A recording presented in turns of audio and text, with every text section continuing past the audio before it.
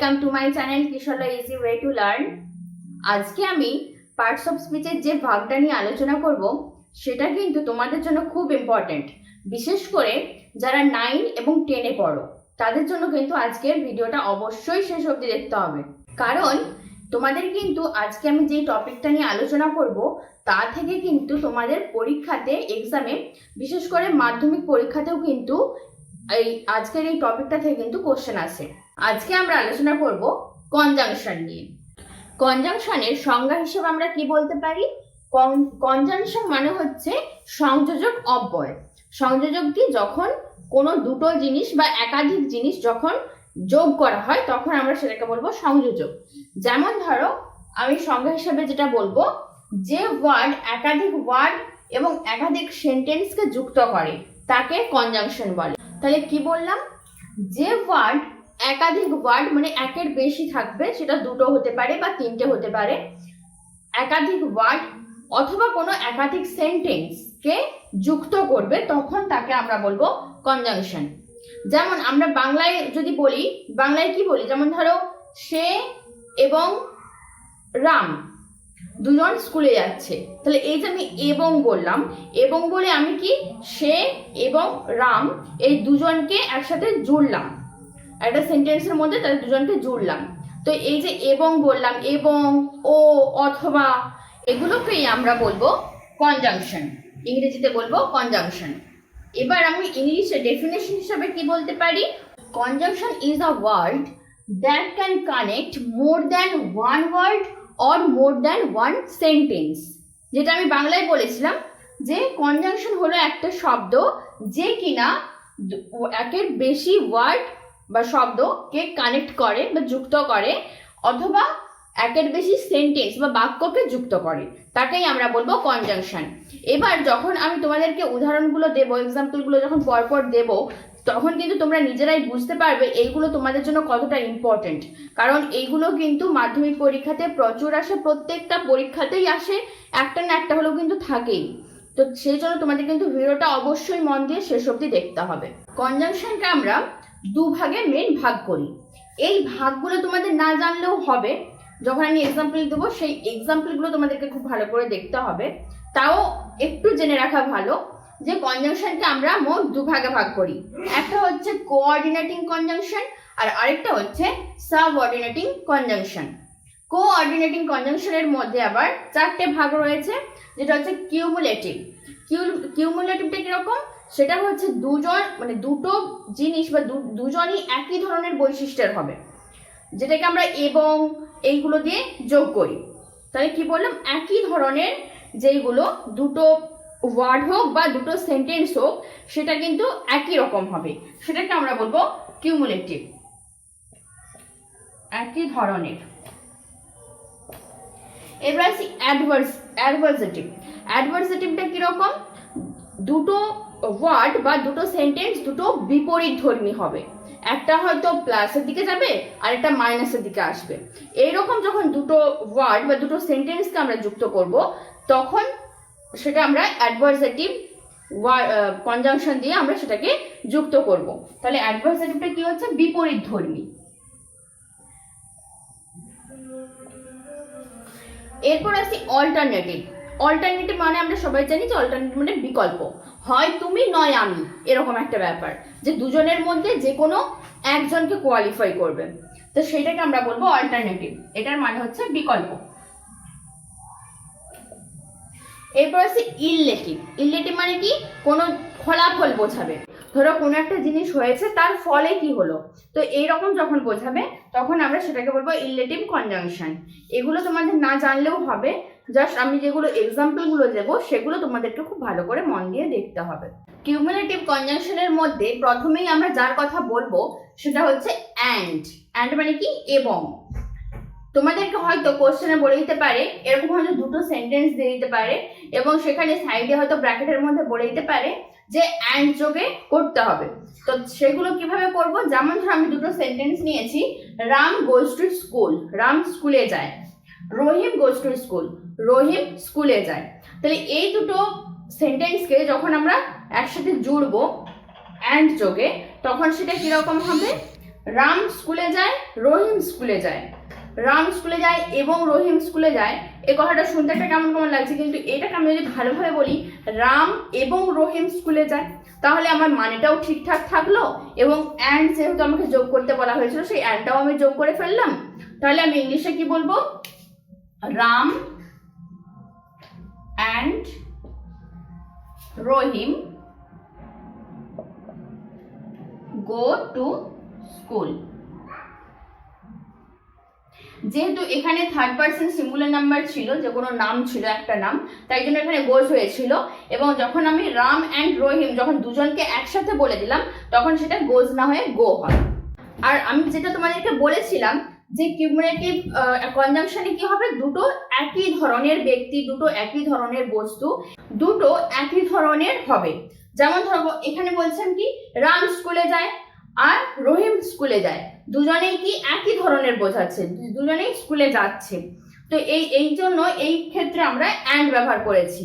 এক্ষেত্রে কিন্তু আমরা বাট যেটা মানে কিন্তু, সেটা কিন্তু আমরা অ্যাড করতে পারবো না, কারণ কি রাম স্কুলে যায় কিন্তু রহিম স্কুলে যায়, এটা কোনো কথাই হচ্ছে না, তাই না?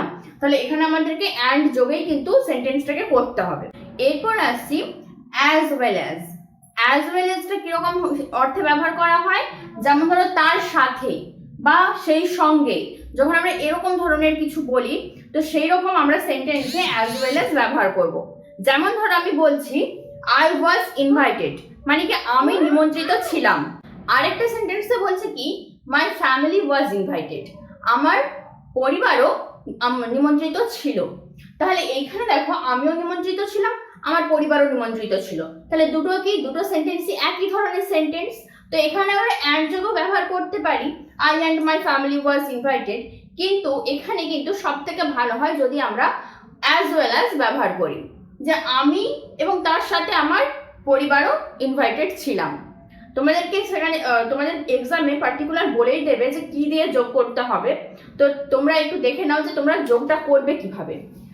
এখানে যখন হবে আই, যেহেতু ওয়াজ ইনভাইটেডটা দুটো সেন্টেন্সেই আছে, তাহলে এই যেই ধরো যেই পোর্শনটা দুটো সেন্টেন্সেই থাকবে সেই পোর্শনটাকে কিন্তু আমরা আলাদাভাবে বসাবো, যে দুটো আলাদা আলাদা ভাবে বসবে, একটা সেন্টেন্সে দুটো আলাদা আলাদা ভাবে, যে I was invited as well as my family was invited, এরকম কিন্তু লেখার কোনো দরকার নেই। আর সেটা যদি তোমরা লিখেও থাকো তাহলে কিন্তু সেটা ভুল হবে।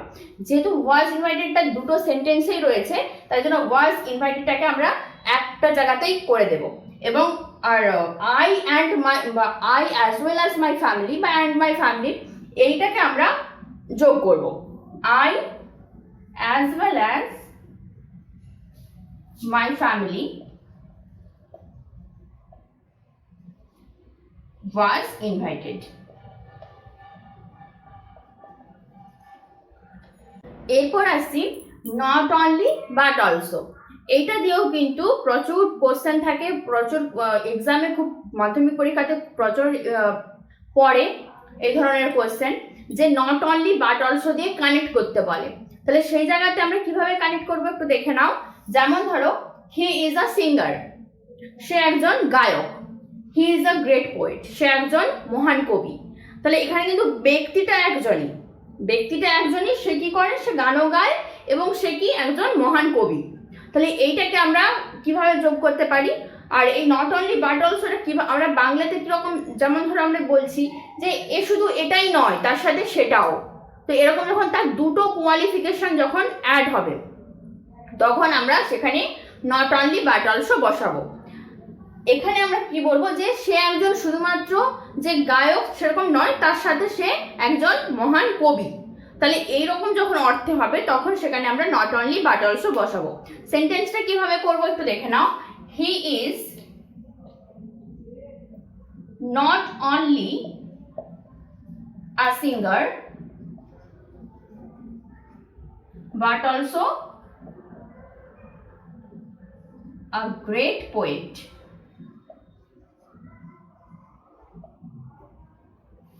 তাহলে সে শুধুমাত্র একজন গায়ক সেটা নয়, তার সাথে সে একজন মহান কবি। তো এইরকম যখন একজন ব্যক্তি বা একটা বস্তু দুটো কোয়ালিফিকেশন কে আমরা হাইলাইট করব, তো সেখানে আমরা নট অনলি বাট অলসো বসাবো। এই জায়গায় কিন্তু তোমরা যদি অ্যান্ড বা অ্যাজ ওয়েল এস কিন্তু বসাতে, তাহলে কিন্তু সেন্টেন্সটা অতটা ভালো লাগতো না। সেখানে তোমাদেরকে কিন্তু নট অনলি বাট অলসো করলে সেন্টেন্সটা খুব সুন্দর লাগবে। এবং তোমাদেরকে তো এক্সামে বলেই দেবে যে কি দিয়ে তোমাদেরকে কানেক্ট করতে হবে, তো তোমাদেরকে সেই হিসাবেই দুটো সেন্টেন্সকে যোগ করতে হবে। এইবার আসি অ্যাডভার্সেটিভ। অ্যাডভার্সেটিভ কনজাংশনটা কিরকম, আগেই বলেছিলাম যে দুটো বিপরীত ধর্মী কোনো জিনিস বোঝাবে। যেমন ধরো একজন ব্যক্তির একটা কোয়ালিফিকেশন হয়তো ভালো, আবার আরেকটা হয়তো কোয়ালিটি খারাপ, তো সেরকম জায়গায় আমরা অ্যাডভার্সেটিভ কনজাংশন ব্যবহার করব। যেমন ধরো আমি বলছি হি ইজ পোর, সে দরিদ্র, তারপর বলছি হি ইজ অনেস্ট, সে সৎ। তাহলে একবার বলছি সে দরিদ্র, মানে তার একটা কোয়ালিফিকেশন যেটা কিনা ডাউনের দিকে, তার একটা নেগেটিভ একটা কোয়ালিটি, তার একটা নেগেটিভ কোয়ালিটি।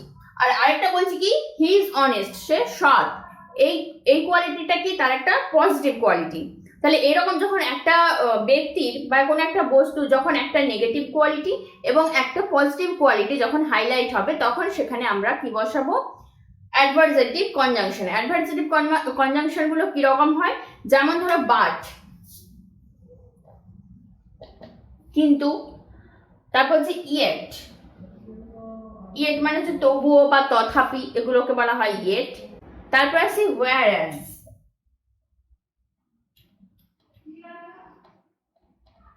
whereas যখন আমি এগুলো বাক্যে প্রয়োগ করব তখন তোমরা খুব ভালো করে বুঝতে পারবে। এখানে দেখো আমি যেমন বলছিলাম he is poor, he is honest, সে দরিদ্র, সে সৎ।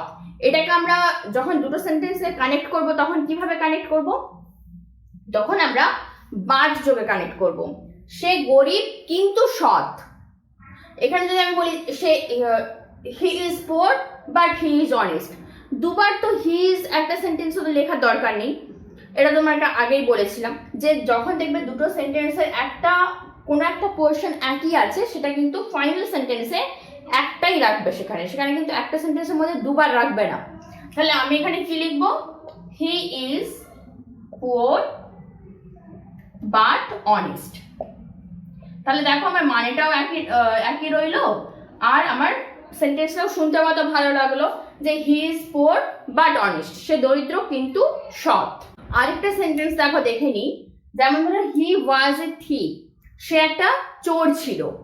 হি donated all his wealth to the poor, সে গরিবদের মধ্যে তার সমস্ত সম্পত্তি বিতরণ করেছিল। এইখানে দেখো আমি যখন আগের সেন্টেন্সটা বা আগের এক্সাম্পল আমি কি বলেছিলাম যে প্রথমে হি ইজ ছিল এবং দ্বিতীয় সেন্টেন্সেও হি ইজ ছিল, তাই জন্য আমি হি ইজটাকে একটা সেন্টেন্সে নিয়ে চলে এসেছিলাম। এই জায়গাতে দেখো কিন্তু দুটো যে সেন্টেন্স আমি লিখেছি, দুটো সেন্টেন্স কিন্তু দুটো আলাদা আলাদা মানে আলাদা আলাদা লেখা আছে। এখানে আছে হি ওয়াজ এ থিফ, সে একটা চোর ছিল। He donated all his wealth to the poor, সে গরিবদের মধ্যে তার সমস্ত সম্পত্তি বিতরণ করেছিল। সে চোর ছিল, এটা তার একটা নেগেটিভ পয়েন্ট, কিন্তু সে তার সমস্ত সম্পত্তি গরিবদের মধ্যে দান করেছিল, এটা কিন্তু একটা পজিটিভ পয়েন্ট। তাহলে এটা বিপরীত ধর্মী। তাহলে এখানে আমরা অ্যাডভার্সেটিভ কনজাংশন দিয়ে এটাকে আমরা যুক্ত করব, কিন্তু সেটা কিভাবে করব, অবশ্যই সেটা বাট দিয়ে যুক্ত হবে। কিভাবে করব দেখো, তাহলে দেখো কিভাবে কানেক্ট করলাম, he was a thief but he donated all his wealth to the poor. এখানে আমি দুটো সেন্টেন্সকে বাট দিয়ে মাঝখানে বাট বসিয়ে দুটো সেন্টেন্সকে যোগ করলাম। এরপর আমরা দেখে নেব যে whereas দিয়ে আমরা কিভাবে বাক্যকে জয়েন করব। whereas মানে কি, যে যেখানে এরকম ধরনের কিছু একটা বোঝাবে। দেখো আমি যখন সেন্টেন্সে বলছি তখন তোমরা ভালো করে বুঝতে পারবে।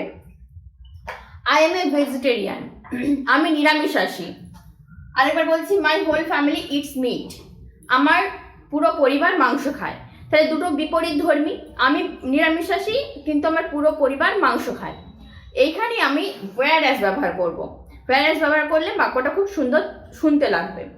তাহলে কি আমি যদি whereas এখানে যদি যোগ করি, তাহলে সেন্টেন্সটা বাংলাতে কিরকম হবে, যে আমি নিরামিষাশী, সেখানে আমার পুরো ফ্যামিলি মাংস খায়। তো এরকম ধরনের মানে বোঝাবে। তাহলে এটাকে আমি কিভাবে লিখবো, কিভাবে জয়েন করব, দেখো I am a vegetarian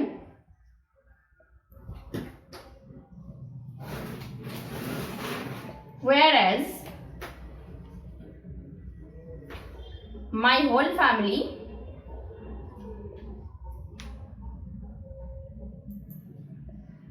it's meat. আমি নিরামিষাশী যেখানে আমার পুরো ফ্যামিলি মাংস খায়। তাহলে এরকম ধরনের সেন্টেন্সে আমরা whereas বসাবো। এরপর আসছি অল্টারনেটিভ কনজাংশন। সেগুলো কিরকম হবে, যে হয় তুমি নয় আমি, এরকম বোঝাবে। যেমন ধরো অর দিয়ে যেটা আমরা বলি, অথবা। অথবা মানে কি, দুটোই হয়তো এ হতে পারে অথবা সে হতে পারে, এরকম কোনো মানে বোঝালে তখন আমরা সেখানে অর ব্যবহার করি। আইদার অর মানে হয় তুমি হবে না হয় আমি হবে, এরকম একটা ব্যাপার, সব জায়গাতেই একই রকমই হবে। আদারওয়াইজ মানে হচ্ছে না হলে, এলস মানেও না হলে। তো এবার চলো দেখা যাক আমরা বাক্যে কিভাবে এগুলো প্রয়োগ করব। যেমন ধরো আমি বলছি ইউ উইল ডু, তুমি করবে, ইউ উইল ডাই, তুমি মরবে। তাহলে এই দুটো সেন্টেন্সকে আমরা কিভাবে যোগ করতে পারি, আমরা যোগ করতে পারি অর দিয়ে। ডু অর ডাই, করো অথবা মরো, মানে তোমায় করতে হবে না হলে মরতে হবে, এরকম একটা ব্যাপার। তাহলে ডু অর ডাই আমরা যদি এটাই বলে দিই তাহলে কিন্তু আমরা পুরো সেন্টেন্সের মানেটা কিন্তু আমরা বুঝিয়ে ফেলছি। ডু মানে কি, করো, তার মানে কি তুমি করো। অর ডাই না হলে মরো, তার মানে তুমি মরো। তাহলে এখানে তুমিটা কিন্তু আর আলাদা করে লেখার দরকার নেই, ডু অর ডাই বললেই কিন্তু আমরা পুরো সেন্টেন্সের মানেটা কিন্তু বোঝা যাচ্ছে।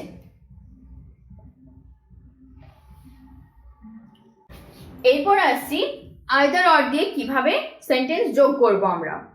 আইদার অর তোমাদেরকে যখন এক্সামে দিয়ে দেবে তখন কিন্তু তোমাদেরকে বলেই দেবে যে আইদার অর দিয়ে কানেক্ট করতে হবে বা জয়েন করতে হবে। দুটো সেন্টেন্স নিয়েছি, কি কি নিয়েছি দেখো, ইউ ক্যান টেক টি, তুমি চা নিতে পারো, ইউ ক্যান টেক কফি, তুমি কফি নিতে পারো। তাহলে এইখানে হয় তুমি চা নিতে পারো না হয় তুমি কফি নিতে পারো, এরকম একটা সেন্টেন্স হবে যখন দুটো সেন্টেন্সকে আমরা যোগ করব। সেই রকম ক্ষেত্রে আমরা আইদার অর দিয়ে যোগ করব। যেমন ধরো আমি এটা সেন্টেন্সে দেখাচ্ছি, ইউ ক্যান টেক, যেহেতু দুটো সেন্টেন্সে এই পোর্শনটা আছে তাহলে এটা আমি একটা পোর্শনেই রাখবো। ইউ ক্যান টেক আইদার টি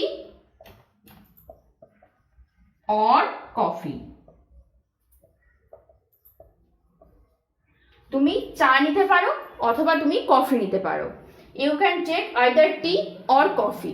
তাহলে দেখো দুটো সেন্টেন্সই কিন্তু একটা সেন্টেন্স হয়ে গেছে এবং একটা সেন্টেন্সই কিন্তু দুটোর মানে বোঝা যাচ্ছে যে তুমি হয় চা নিতে পারো না হয় তুমি কফি নিতে পারো, এরকম। এরপর আসছি নাইদার নট দিয়ে আমরা কিভাবে দুটো সেন্টেন্সকে কানেক্ট করব। নাইদার নট কি একটা না বাচক, যে এও নয় তো সেও নয়, এরকম একটা যখন অর্থ বুঝাবে তখন আমরা সেখানে নাইদার নট ব্যবহার করব। যেমন ধরো আমি বলছি Ram did not score well, Ram ভালো ফল করতে পারেনি বা স্কোর করতে পারেনি। His friend did not score well, তার বন্ধু ভালো ফল করতে পারেনি। তার মানে কি, কেউই পারেনি, না তো রাম পেরেছে না তো তার বন্ধু পেরেছে। তো এরকম যখন কোনো না বাচকে আসবে তখন সেখানে আমরা নাইদার নট ব্যবহার করব। তোমাদেরকে যখন এগুলো বলে দেবে যে নাইদার নট দিয়ে জয়েন করো দুটো সেন্টেন্সকে, তখন তোমরা কিভাবে করবে দেখে নাও। তখন আমরা কিভাবে করবো, ডিড নট স্কোর ওয়েল এই পোর্শন কিন্তু দুটো সেন্টেন্সেই একই, তাহলে এই দুটোকে কিন্তু আমরা একটাতেই একবারই লিখবো, একটা সেন্টেন্সের মধ্যে দুবার কিন্তু এই পোর্শনটা লিখবো না। তাহলে এখানে আমরা কি লিখতে পারি, কিভাবে দুটো সেন্টেন্সকে কানেক্ট করতে পারি নাইদার নট দিয়ে, যে neither Ram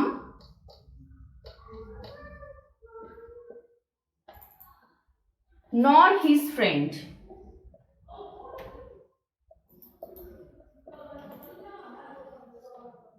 scored well.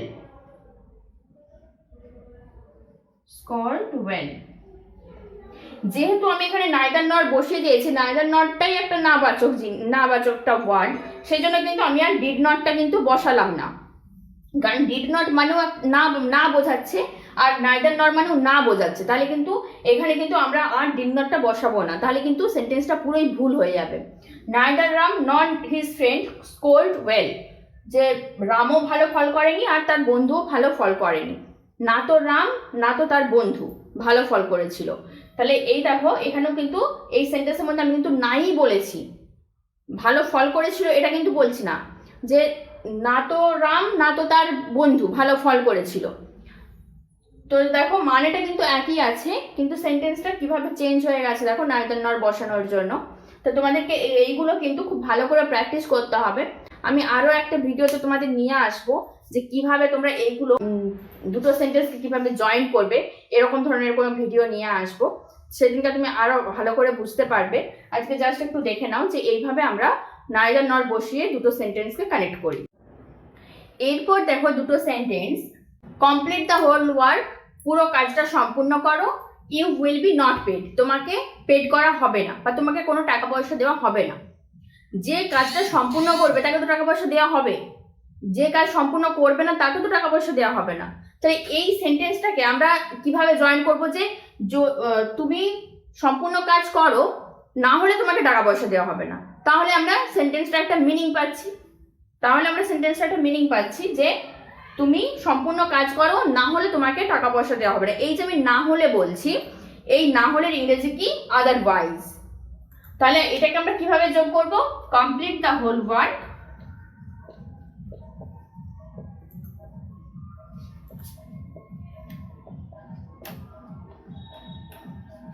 otherwise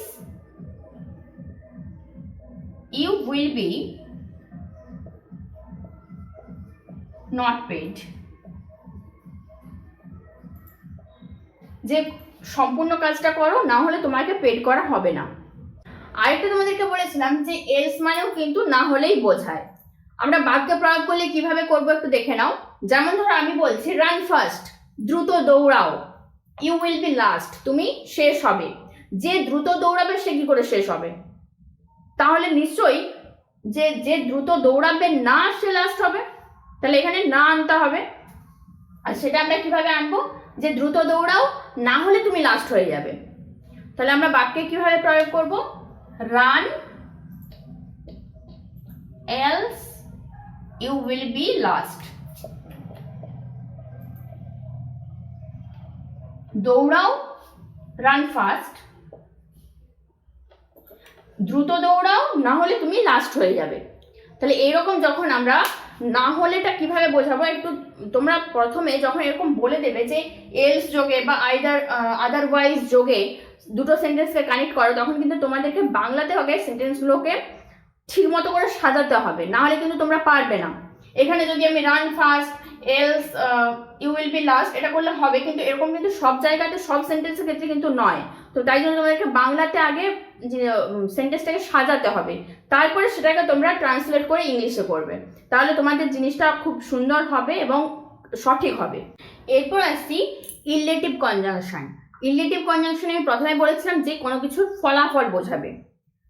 therefore মানে কি? সেজন্য। সো মানে তাহলে। সো দ্যাট মানে সেই কারণে। তো কাছাকাছি সবকটারই মানেটা কিন্তু একই, কিন্তু কিভাবে বাক্যে প্রয়োগ করবে একটু দেখে নাও। যেমন ধরো দ্য চাইল্ড সাফার্স এ লট, শিশুটি প্রচুর ভোগে। He should be well treated, তার ভালো শুশ্রূষা করা উচিত। তাহলে কি বলবো? যে শিশুটি প্রচন্ড ভোগে, তাই জন্য বা সেই কারণে তার ভালো করে শুশ্রূষা করানো উচিত। তাহলে এটাকে আমরা দেয়ারফর দিয়ে কিভাবে যোগ করব দেখো, যে the child suffers A lot,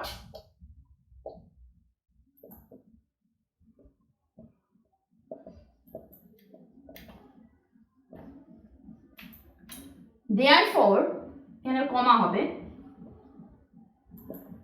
therefore he should be well treated। এইখানে আমরা therefore এর জায়গায় so that ও বসাতে পারি।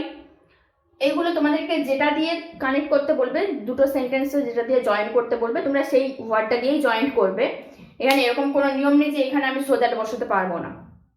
তাহলে the child suffers a lot, therefore he should be well treated, শিশুটি প্রচন্ড ভোগে, সেই জন্য তার ওয়েল ট্রিট তাকে করানো উচিত। এরপর একটা সো যোগে দেখে নাও। যেমন ধরো the boy is very fat, ছেলেটি খুবই মোটা। হি শুড ডু এক্সারসাইজ, তার ব্যায়াম করা উচিত। তাহলে এটা কি আমরা কি বাংলাতে বললে কিভাবে বলবো? যে ছেলেটি খুবই মোটা সেই জন্য তার এক্সারসাইজ করা উচিত। তাহলে সেটাকে আমরা ইংলিশে ট্রান্সলেট করলে কিভাবে হবে? যে the boy is very fat, ছেলেটি খুবই মোটা, so he should do exercise.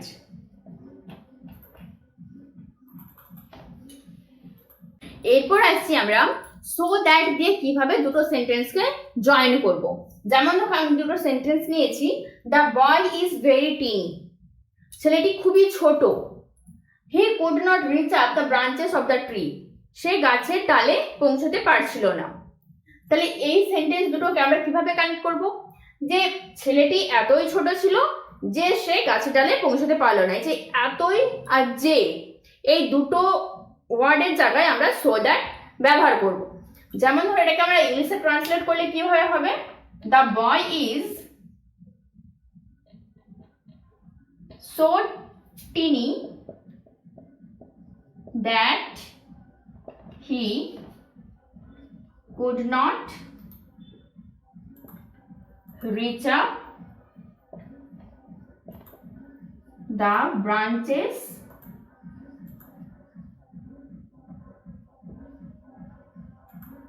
of the tree. যে ছেলেটি এতই ছোট যে সে গাছের ডালে পৌঁছতে পারছিল না। এই যেমন এইরকমই যখন এই এতই বা যে এরকম যখন কোনো সেন্টেন্সের মধ্যে আমরা বসাবো তখন সেখানে আমরা সো দ্যাট ইউজ করব। এরপর আমরা দেখে নেব সাবঅর্ডিনেটিং। সাবঅর্ডিনেটিংটা কিরকম, কোনো কারণ বোঝাবে। কারণ বোঝাবে কিরকম, যেমন ধরো she was very much afraid, সে খুব ভীত ছিল বা ভয় পেয়েছিল। She did not complete her homework, সে তার ঘরের কাজ বা হোমওয়ার্কটা কমপ্লিট করেনি।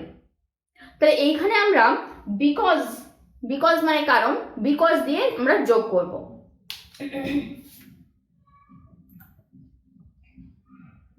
কিভাবে যোগ করবো একটু দেখে নাও। তাহলে আমরা এটাকে বাংলাতে আগে সাজিয়ে নিই। তাহলে কি বলবো, যে সে খুব ভীত ছিল কারণ সে তার হোমওয়ার্ক কমপ্লিট করেনি। তাহলে আমরা ইংলিশে কি লিখবো, যে C was very much afraid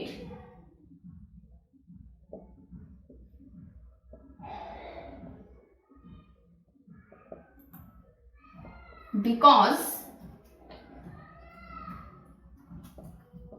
she did not complete her homework.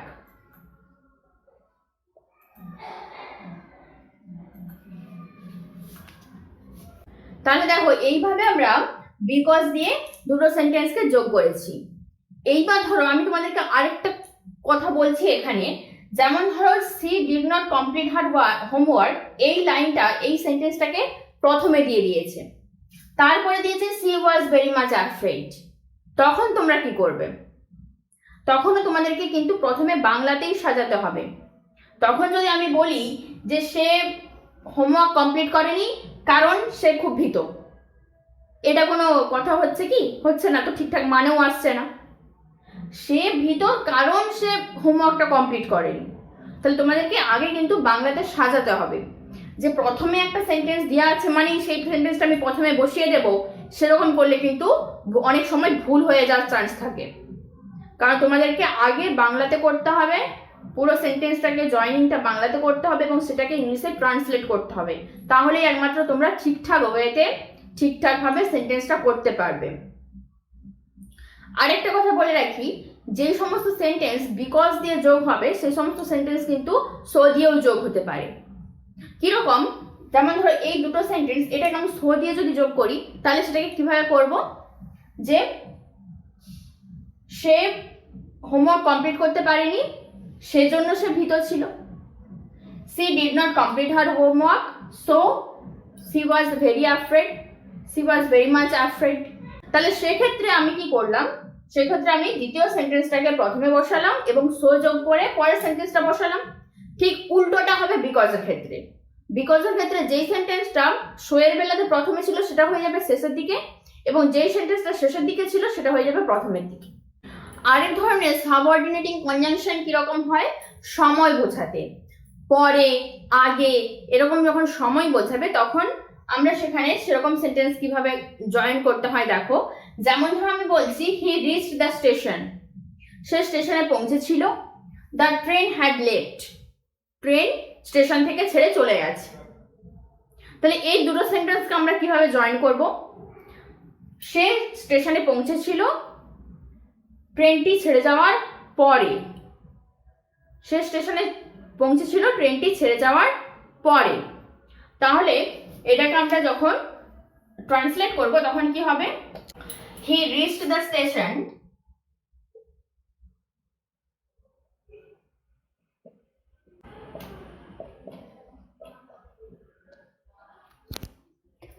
after the train had left.